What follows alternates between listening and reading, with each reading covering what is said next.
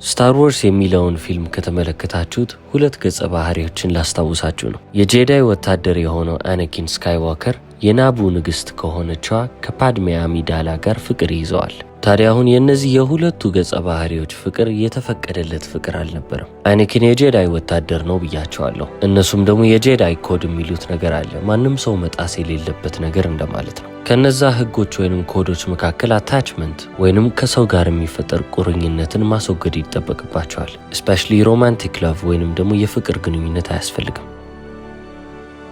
ታዲያ አናኪን በዚህ ሰዓት ላይ በጣም እየተቸገረ ይመጣል። ለፓድሜ በጣም ትልቅ የሚባል ፍቅር አለው። በጄዳይ አስተምህሮት ውስጥ ይህ አታችመንት የሚባል ነገር ለምን እንደተከለከለ ማወቅ ከፈለጋችሁ ወደማይፈለገው ኃይል ይመራቸዋል። ይህ አታችመንት ወደ ዳርክ ሳይድ ወደሚሉት ወደ ጨለማው ክፍል ይመራቸዋል ይላል። ታዲያ ሁሌም ቢሆን ሲሰለጥኑ ሰልፍለስ መሆንን ነው የሚማሩት። ይህ ማለት ራሳቸውን ከጥያቄ ውስጥ አውጥተው ከራሳቸው ውጪ ነገሮችን ለመመልከት ነው የሚሞክሩት። እነሱ ተጎድተው ሌሎች ሰዎች የሚጠቀሙ ከሆነ ያንን ምርጫን መምረጥ እንዲችሉ ይረዳቸዋል ማለት ነው። ለዚህም ነው ፐርሰናል ዲዛየር ወይንም ደግሞ የግል ፍላጎት የሚከለከለው። አለበለዚያ ውሳኔ የሚወስኑበትን መንገድ እየሸረሸረ ይመጣል ተብሎ ይታሰባል። ታዲያ ይህም ኮድ ሲነገራቸው ስፔሻሊ ከፍቅር ግንኙነት ራቁ ተብለዋሉ።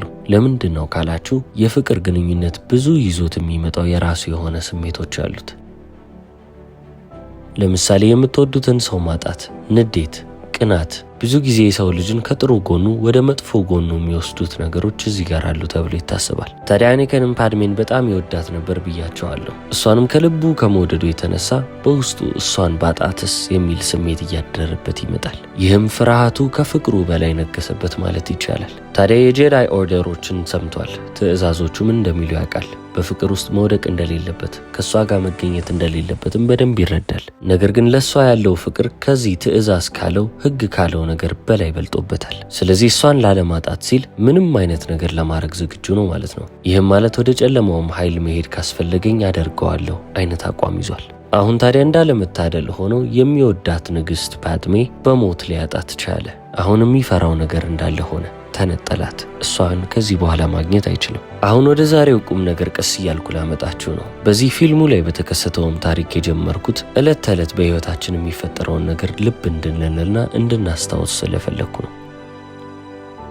ምንም እንኳን እንደ ፓድሜና እንደ አናኪን አይነት ስቶሪ ወይንም ታሪክ ባይኖርም በህይወታችን እኛም ደግሞ ምንፈራቸው ይሄ ነገር ባይከሰትብኝ ብለን የምናስባቸው ነገሮች ይኖራሉ። የአብዛኛው ሰው ፍርሃት ደግሞ የአናኪን ፍርሃት ነው። ይህንን ሰው እንዳላጣው ብለን እንሰጋለን። ይህም ስጋታችን እውን እንዳይሆን ብለን እነዚህን ሰዎች በህይወታችን ውስጥ ለማቆየት የማንሄደው ርቀት የለም። ታዲያ አሁን ስቶይክ ፈላስፋዎቹ የሚናገሩት የሚመክሩትና የሚያስተምሩት ነገር ግን የዚህን ተቃራኒ ነው። በህይወታችሁ ውስጥ ያለምንም አታችመንት መኖር መቻል አለባችሁ ይላሉ። ራሳችሁን ከምንም ነገር ጋር ሳታቆራኙ ወይንም ሳታጣብቁ መኖር መቻል ይገባችኋል። ከነዛ አታችመንቶች መካከል ሰዎች አንደኞቹ ናቸው። ፈላስፋው ኤፒክቴደስ እንደሚናገረው ከሆነ አንድ ሰው ወይኔ ልጆቼ ወይንም ባለቤቴ፣ ጓደኞቼ ዘላለም ቢኖሩልኝ ብሎ ማሰቡ የሞኝ ሐሳብ ነው ብሎ ይገልጸዋል። ኤፒክቴደስ ይህንንም የተናገረበት ምክንያት የማይሆነውን ነገር እንዲሆን መጠበቁና መቆጣጠር የማይችለውን ነገር ለመቆጣጠር መሞከሩ ነው ይላል። ብዙ ጊዜ በህይወታችንም ስንመለከት አሊያም ደግሞ የተጎዱ ሰዎችንም ከተመለከትናቸው የቅርብ ሰው ሲሞትባቸው ከሚወዱትም ሰው ሲነጠሉ ራሳቸውን በጣም ትልቅ የሚባል ጭንቀትና ህመም ውስጥ ያስገባሉ። ይህ የማናችንም ተፈጥሯዊ ምላሽ ነው፣ ይገባኛል። ነገር ግን ከሁላችንም በላይ ደግሞ አካባቢያችን ላይ ያሉ ሰዎችም እየተጨነቁ ይመጣሉ። የስቶይክ ፈላስፋዎቹም እዚህ ጋር የሚያስተምሩት ነገር ከቁጥጥራችሁ ውጭ የሆኑ ነገሮች ላይ ማሰባችሁ፣ መጨነቃችሁ፣ ከዛም በላይ ደግሞ ለነዛ ነገሮች መፍራታችሁ ኢራሽናል ቲንኪንግ ወይንም ደግሞ ምክንያታዊ ያልሆነ አመለካከትን፣ አስተሳሰብን ያንጸባርቃል ይላሉ። ስለዚህ እኛም በዚህ ቪዲዮ የምንመለከተው አታችመንት ምን ማለት ነው፣ በስቶይክ ፊሎሶፊ ወይንም በስቶይክ ፍልስፍናም ደግሞ አታችመንትን እንዴት መላቀቅ እንችላለን፣ ከዛም አልፎ ደግሞ ስለ ሴፐሬሽንም እናወራለን። ከምንወዳቸው ሰዎች እንዴት ራሳችንን መነጠል እንችላለን የሚለውን እናያለን። ዓለማችን ላይ ዞር ዞር እያላችሁ ብትመለከቱ ጠንካራ የሚባል አታችመንት ከሰው ጋርም ያለን ግንኙነት ሊሆን ይችላል እንደ ትልቅ ነገር ተደርጎ ሲወራ ትሰማላችሁ። ለምትወዱት ሰው ወይንም ለምታስቡለት ሰው ያላችሁ አታችመንት ያን ያህል የሚያስደነግጥ የሚባል አይደለም። እዚህ ምድር ላይ ኖርማል የሚባል ወይንም የተለመደ የሚባል ነገር ነው። ታዲያ ይህ አታችመንታችን ከተለመደ ቅርርብና ከተለመደ ፍቅር በላይ የበለጠ ኦብሰሽን በሚባል ደረጃ ላይ ይገኛል። ልክፍት በሉት። ከአንድ ሰው ጋር ስንለከፍ ያንን ሰው ሁሌም ቢሆን ፕሬዘንት እንዲሆን እንፈልጋለን። ከአካባቢያችን እንዲጠፋ አንፈልግም። ይህ ሰው እንደምንፈልገው ካጠገባችን ሲሆን ደግሞ ይሄ ሰው እንዳይለየኝ ብላችሁ ደግሞ ማሰብን ትጀምራላችሁ። በስሜት ደረጃ ከተመለከትነው ይህ ስሜት ወይንም ይህ አመለካከት ነው ወደ ችግሮች እየመራን የሚሄደው። አመለካከታችን በዚህ በተቀረጸ ቁጥር ችግራችንም ደግሞ የበለጠ እየጠነከረብን ይመጣል። ለምን ካላችሁ ከሰው ጋርም ከማንኛውም የኔ ነው ወይንም እፈልገዋለሁ እወደዋለሁ ብላችሁ ከምታስቡት ኦብጀክት ወይንም እቃ ጋርም ያላችሁ አታችመንት ደስታችሁን ከራሳችሁ እጅ አውጥታችሁ በእጣ ፈንታ እጅ ላይ ያደርገዋለሁ እንደማለት ነው። ያንን ነገር ስታጡት ራሳችሁንም ልታጡ ነው ማለት ነው። ምክንያቱም ደግሞ በቀናችን መጨረሻ የትኛው በእጃችን ላይ እንደሚቆይ የትኛው ከእጃችን እንደሚለይ የምታውቀው ፌት ወይንም እጣ ፈንታ የምትባለው ነገር ነች። ስለዚህ ህይወትን ፕሬዲክትብል የማያረጋት ነገር ለዚህ ነው። የምንወደው ነገር መቼ እንደሚሄድብን አናውቅም። የማንወደውም ነገር መቼ እንደሚለየን አናውቅም። ብዙ ጊዜም ደግሞ እንደ ሰው ልጆች የምንቸገርበት ነጥብ ይሄ ነው። ልክፍ ያልንበትን ነገር ወይንም ደግሞ በጣም አታችመንት የፈጠርንበትን ነገር ማንኛውም ሰው ሊሆን ይችላል ወይንም ግዑዝ ነገር እንደ ቀላል መልቀቅ አንፈልግም። ያንን ነገር እንደምንም ብለን ለራሳችን አድርገን ለማስቀረት እንሞክራለን። ሙከራችን ውስጥ ነው ስቃያችን የሚጀምረው። ለዚህ ነው መጀመሪያ በአኒከንና በፓድሜ ታሪክ የጀመርኩላችሁ።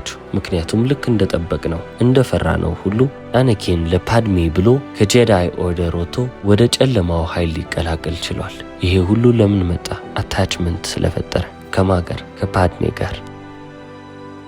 የስቶይክ አስተምህሮትን የምትከተሉ ቢሆን ወይንም ደግሞ አንድ የስቶይክ ፈላስፋ ቢመጣ አኒከንን ተመልክቶት ይህ ሰው ነፃ አይደለም ብሎ ሊናገር ይችላል። ምክንያቱም ደግሞ ፍላጎቶቹ ባሪያ አድርገውታል። ለፍላጎቶቹ ሲል ነው መሄድ ከማይፈልግበት ቦታ ተነስቶ ወደ ጨለማው ኃይል የገባው። ይህም ማለት ደስታውን ሁሉን ነገሩን በእጣ ፈንታ ላይ ያስቀመጠ ማለት ነው። እጣ ፈንታም ደግሞ እንደ ልብ አርጋ ትጫወትበታለች። ይህ አኒከን የተባለው ገጸ ባህሪ የምርም ነፃ ቢሆን ተግባሮቹ በውጪ ባሉ ክስተቶች ላይ የተመሰረቱ አይሆኑም ነበር። እሷን በጣም ከመውደዱና ከማፍቀሩ የተነሳ ግን ቅድም እንዳልኳችሁ ተያያዥ የሚባሉ ስሜቶችም አንድ ላይ መጡ።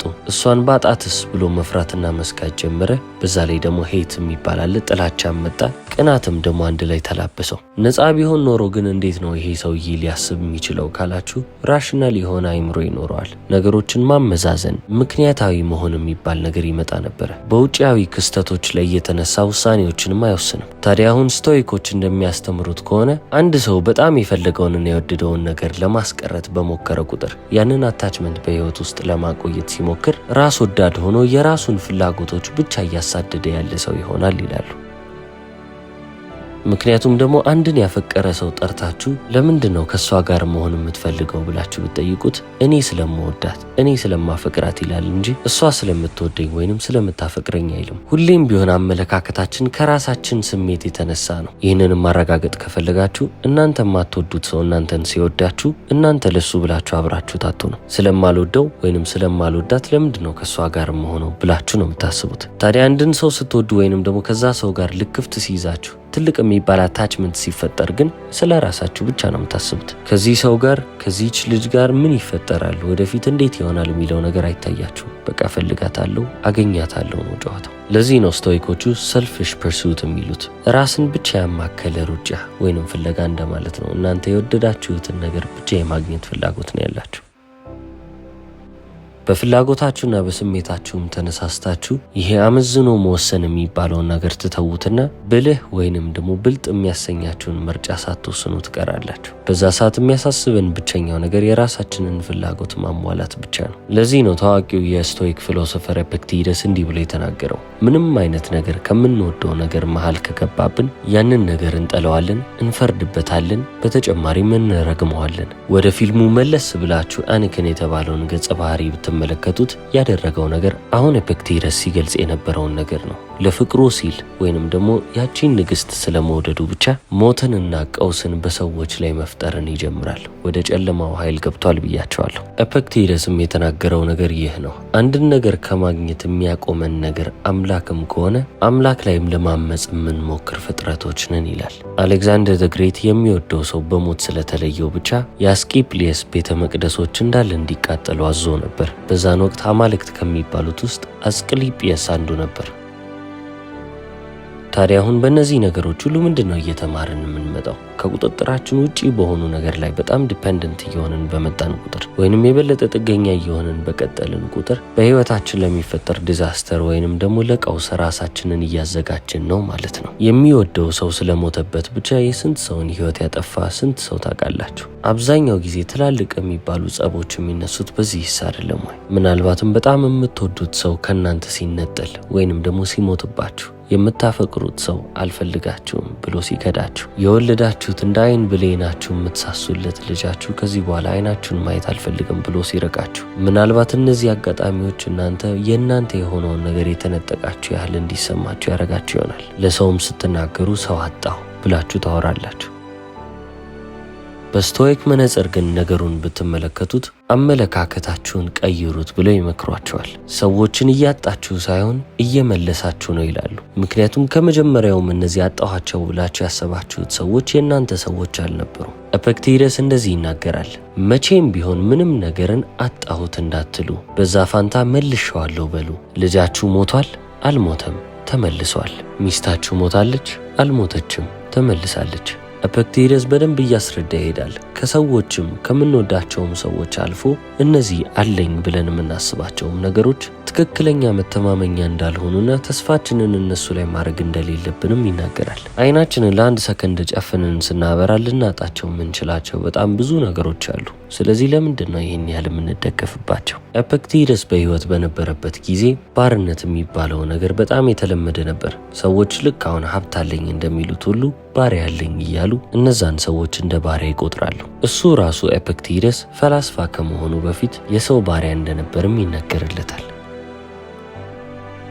አሁን ግን ዞር ብላችሁ ብትመለከቱ ባርነት የሚባለው ሐሳብ ቀርቷል። አለቆች ቅጥረኞቻቸውን እንደ ባሪያቸው አይመለከቱም። ነገር ግን ይሄ ሰውዬ የኔ ቅጥረኛ ነው ብለው የኢንታይትልመንት ስሜት ወይንም አለቃው ነኝ ይህን ነገር ማድረግ አለበት የማለት ስሜት በውስጣቸው ውስጥ ይዛሉ። በቤተሰብና በጓደኞቻችሁም ውስጥ ከተመለከታችሁት ይህ ሴንስ ኦፍ ኢንታይትልመንት አለ። እናንተ ህይወት ስለከበዳችሁ ብቻ የአጎታችሁ እናንተን መደገፍ እንዳለበት አድርጋችሁ ታስባላችሁ። ግዴታው እንደሆነ ታስመስሉታላችሁ። ቤተሰቦቻችንና የቅርብ ጓደኞቻችንም የኛ ጓደኞች ስለሆኑ ሁሌም ቢሆን ለኛ አቬይለብል መሆን አለባቸው ወይንም ደግሞ ሊገኙ ይገባል ብላችሁም ደግሞ ታስባላችሁ። እነዚህ ሁሉ ነገሮች በጣም ጥገኛ ከመሆናቸው የተነሳ የሚፈጠሩባቸው ስሜቶች ናቸው። ነገ ጠዋት ስትነሱ ወንድማችሁ ወይንም ደግሞ በጣም የቅርብ የምትሉት ጓደኛችሁ የ100 ሚሊዮን ብር እድለኛ ነው ቢባል ከዛ 100 ሚሊዮን ላይ ምን ያህል ይገባኛል ብላችሁ ታስቡ ይሆን?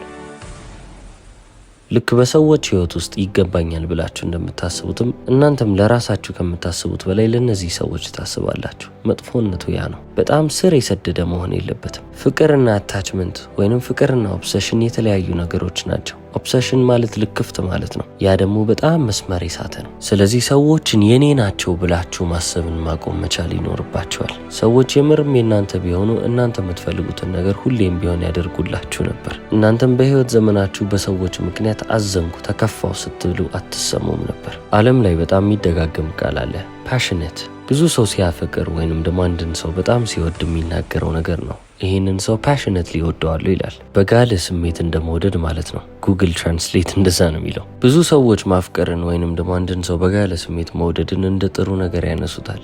ስቶይኮቹም ደግሞ ይሄ ነገር መጥፎ ነው እያሉ ሳይሆን አንዳንዴ እነዚህ ሰዎች የምርም የኛ ይመስሉናል፣ እዛ ደረጃ እስኪደርስ ድረስ መሆን የለበትም ብሎ ያስባሉ። ስቶይኮቹ 4 ስሜቶችን ወይንም ደግሞ 4 ገጸ ባህሪያቶችን እንደ መጥፎ ነገር ይመለከታሉ። የመጀመሪያው ፕሌዠር ነው፣ ቴምፖራሪ ሃፒነስ ወይንም ደግሞ ጊዜያዊ ደስታ የምንለው ነው። ሁለተኛው ደግሞ አፐታይት፣ ሶስተኛው ደግሞ ዲስትሬስ ወይንም ደግሞ ጭንቀት ነው። አራተኛው ደግሞ ፊር ወይንም ደግሞ ፍርሃት ይሆናል። ስቶይኮቹ እንደሚያስተምሩት ከሆነ አንድን ሰው በጣም መውደድ ይህ ማለት ያላችሁ ነገር አትስጡ ሳይሆን የምርም እንደማይሄዱባችሁ ማሰብና በዛ ኢሉዥን ውስጥ መቅረት አራቱንም ይነካል ይላል። በጣም የምንወደው ጓደኛ ካጠገባችን ካለ ያንን ፕሌዠር ፊል እናደርገዋለን። ጊዜያዊ የሚባለው ደስታ አለ። ያ ጓደኛችን ካጠገባችን ስንሄድ ደግሞ አፐታይት የሚባለው ስሜት ይመጣል። ያንን ጓደኛችንን መፈለግ እንጀምራለን። አንድ ወንድ በጣም የሚያፈቅራትን ሴት ስለሚያፈቅራት ብቻ እሷን ባጣትስ ብሎ መፍራትም ይጀምራል። እሷን አንዴ ካጣት በኋላ ደግሞ እስከዛሬ ድረስ ያልተሰማውን ህመም ኤክስፒሪየንስ እያደረገ ወይንም በህይወቱ እየተመለከተ ይመጣል። ስቶይኮቹ እዚህ ጋር ኢሞሽንለስ ሁኑ ወይንም ስሜት አልባ ሁኑ እያሏችሁ ሳይሆን ግን ስሜት ያለው ብረት መሆንን እያስለመዷችሁ ነው። ጠንካራ መሆን፣ ሁሉም ነገር ጊዜያዊ ነው፣ የሚቀር ነገር የለም። ትምህርታቸው ላይ የገዛ ሰውነታችሁ እንኳን የእናንተ አይደለም ይላሉ። የገዛ ሰውነታችሁ የእናንተ ካልሆነ ደግሞ እዚህ ዓለም ላይ ያለ የትኛው ነገር ነው የምርም የእናንተ የሆነው? ፍልስፍናቸውን ስትሰሙት ምናልባትም ይሄ በጣም ጠነከረብኝ ልትሉ ትችላላችሁ። ትምህርታቸውን ግን በደንብ ተምህራችሁት ከሆነ ወይንም ደግሞ በደንብ አሰላስላችሁበት አስባችሁበት ከሆነ የምርም የሰው ልጅ ስቃይ የሚነሳው ከራሱ ግላዊ ፍላጎት የተነሳ ነው። ቡዲስቶች በትምህርታቸው ይህንንም ይጽፉታል። ከምንም ነገር ጋር ያላችሁን አታችመንት ቀንሱ፣ ወይንም ደግሞ ይህን ያህል የኔ ነው ብላችሁ ልታስቡ የሚገባ ነገር ሊኖር አይገባም። የስቶይክ ፈላስፋዎቹ እንዲህ ብለው ያስተምራሉ። ስታር ዋርስ ከሚለው ፊልም ላይ የሚያገኘዋትን ነገር ትንሽ ጨምሬባታለሁ። እንደወደዳችሁ ተስፋ አረጋለሁ። ስለተከታተላችሁ አመሰግናለሁ። ቻው።